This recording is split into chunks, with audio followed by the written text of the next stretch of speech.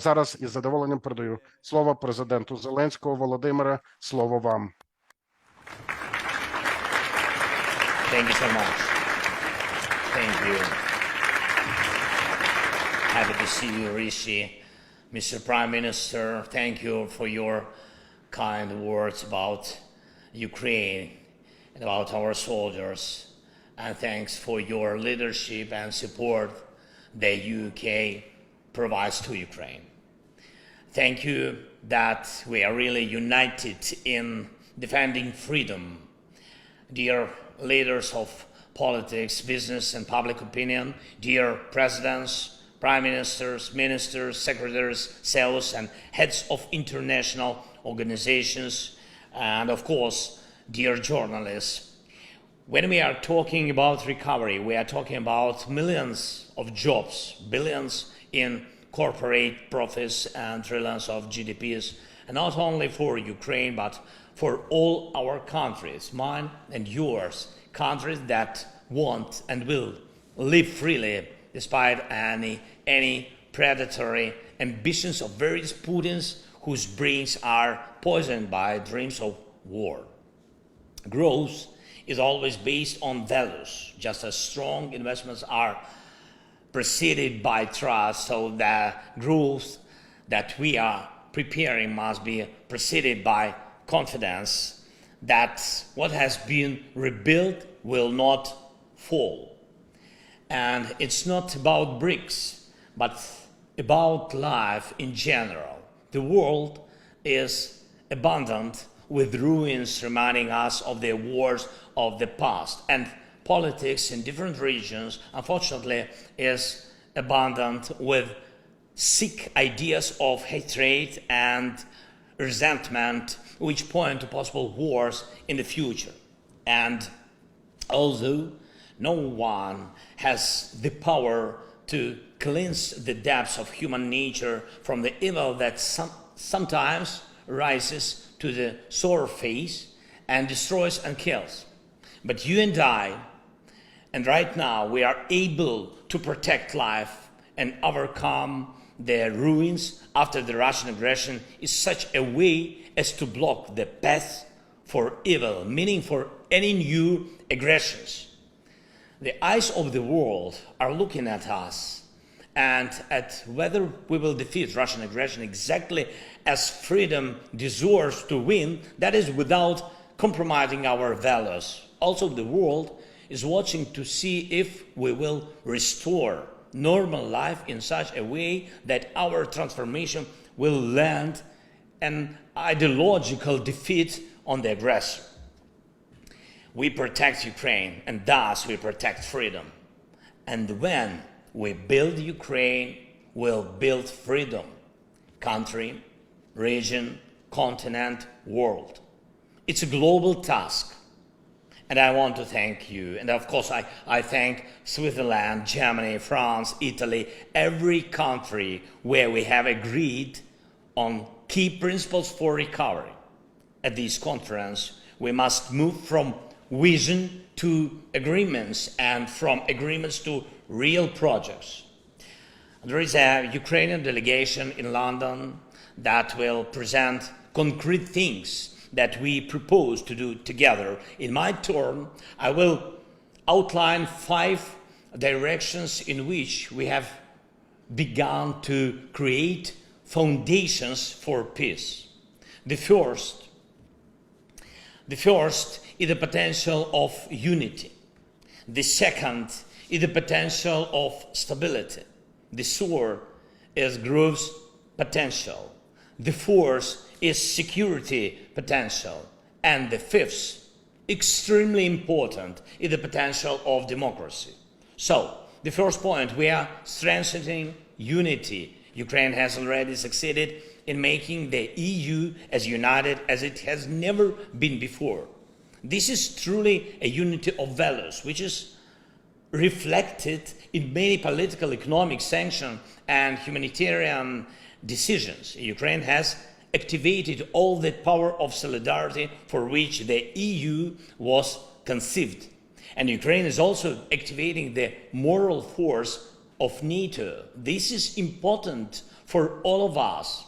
What does the world see now? Does it recognize NATO's moral leadership in protecting peace?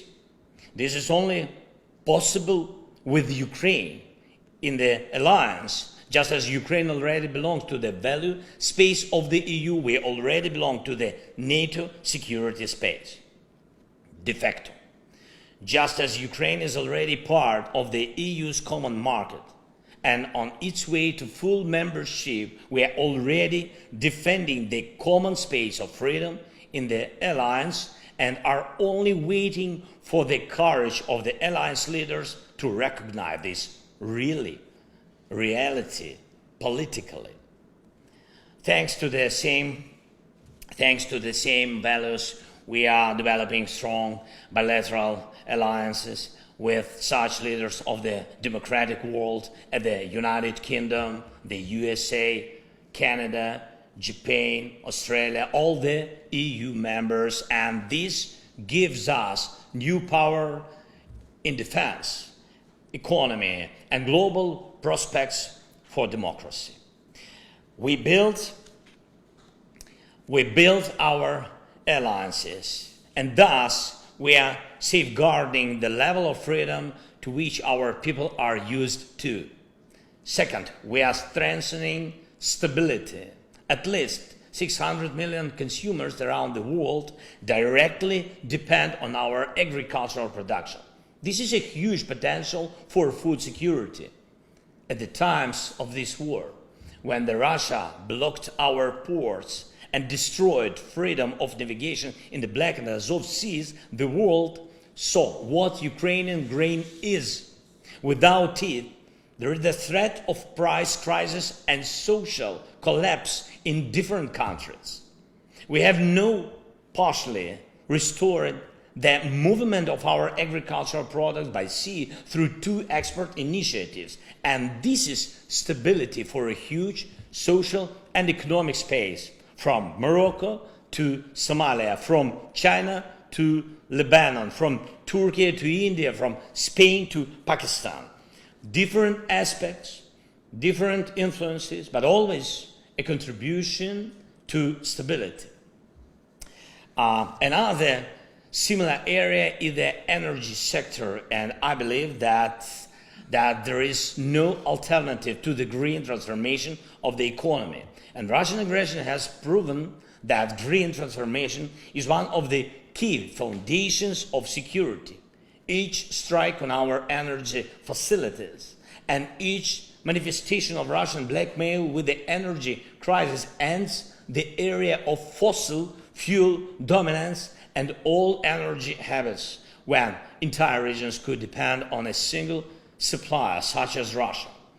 It is green energy that guarantees real energy stability. Ukraine can be and will be one of the key suppliers of clean electricity and green hydrogen to Europe. The potential of this industry alone is about $400 billion. We built agricultural and energy facilities in Ukraine, and thus we are protecting the world from chaos. Third point, we strengthen the growth. There is currently no place in the world where there is a need to construct and rebuild as many objects as in Ukraine. Every new day of Russian aggression brings new ruins. Thousands and thousands of destroyed houses, devastated industries, burned lives. Recently, Russia committed also the largest crime of ecocide in the Europe by blowing up the dam and other structures of the Kakhovka hydroelectric power plant. What does all this mean? In Ukraine, there is the largest source of economic, industrial, and technological growth in Europe for decades and decades. And by the way, it's not only reconstruction. For example, the green transformation of energy logically stimulates the development of industries such as green metallurgy and green fertilizers. Thanks to its natural resources and industrial traditions, Ukraine can become one of the key global centers of green metallurgy. In addition, we have significant reserves of critical resources for the modern economy, such as lithium. So by building with Ukraine and in Ukraine, we fend off our countries and our countries' companies from recessions. Fourth point, we strengthening security.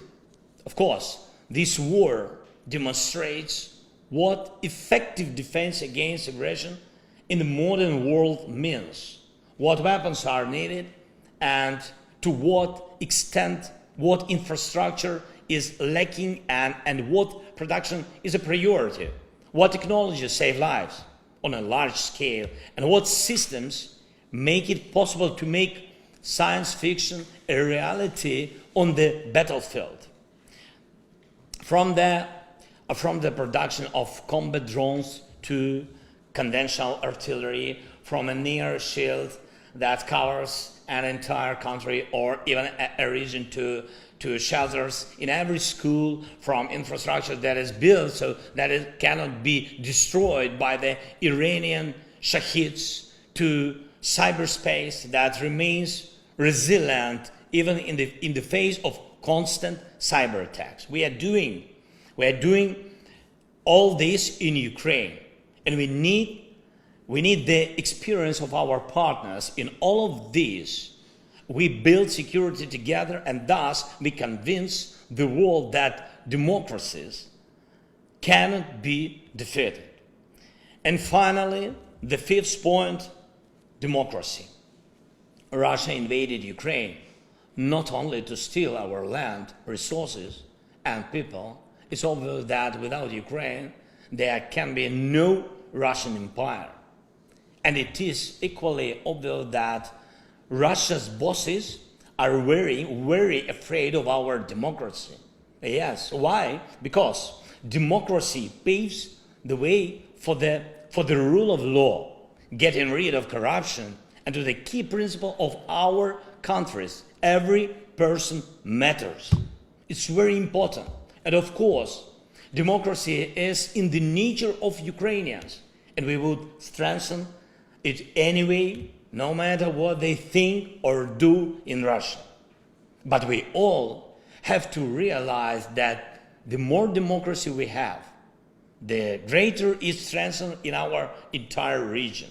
The more rule of law we have, the more law will work here on the eastern flank of Europe. And the more transparent Ukraine is, the uglier any corruption model will look in Russia. Even Russia's full-scale aggression has not stopped our internal reforms. Ukraine will be associated with a fair court, just as it is now associated with courage. Step by step, yes, step by step, we will get there. Thanks to digital transformation, we will show the world how the state can function effectively without any contact between an official and a citizen or a company.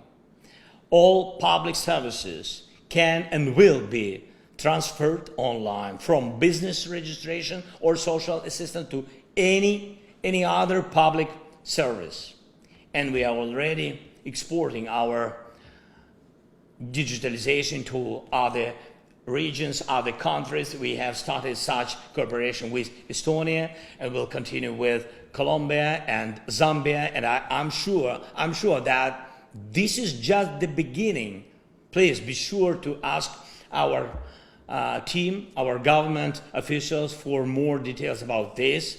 This is truly an example of social progress through technology.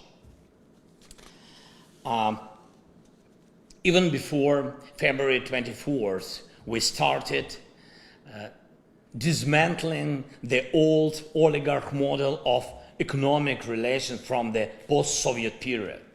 And this is not just something about the personalities of the oligarchs, it is about changing the approach to economic relations. financial transparency and banking system resilience, market liberalization and competition stimulation, guaranteeing equal and legal conditions for every economic entity, are all areas in which we made progress before February 24th and of course which are important, very important now. We build institutions and continue reforms in Ukraine, and thus we are defending democracy and preserving it as a hope for all, at least in our region, that democracy will prevail. Dear ladies and gentlemen, by building Ukraine, we are building much more than one country. We build the world as it will be during the lifetime of our generation and after us. Will it be peaceful? Will it be stable? Will it be democratic? It depends on each and every one of us. And I invite all of you to Ukraine. By the way, Prime Minister Rечь, we have not seen each other in Kiev for quite a while. So thank you for your attention. Thank you for your support. Thank you, UK. Slava Ukraini!